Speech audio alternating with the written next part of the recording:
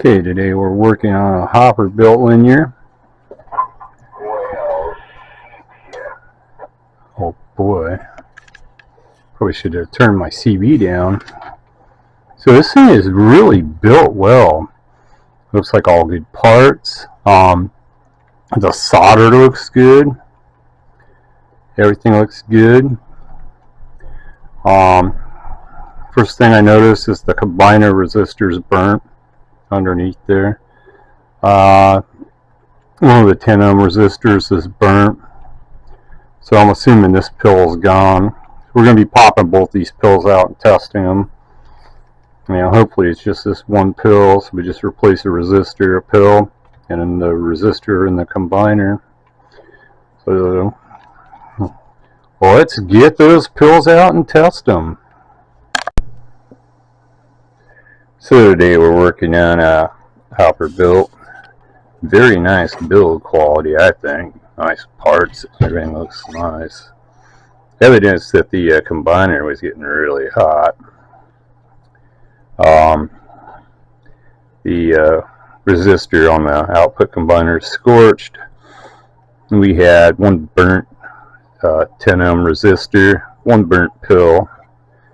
So we got a new pill. While you replace the 10 ohm resistor, I'm going to put the new pill in after we test it. Then all we got to do is replace this resistor on the output combiner and then test it out. Wish me luck. We'll be right back. Okay, so keep in mind this is a 4-pill high drive and I'm only hitting it with 2 watts swinging 12. Audio. And we're getting 275 watts out of it with PEP, with, like I say, 12 watts PEP coming out of my test radio there. So that's probably about right. Okay, well, give it back to the owner and let him hook it up and drive it harder and see if it holds up. We've done everything we could do.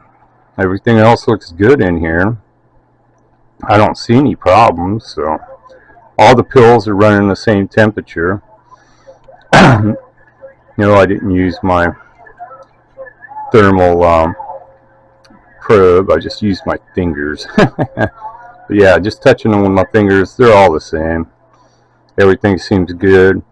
Output combiner resistor is not getting hot, which means these two banks are putting out the same power.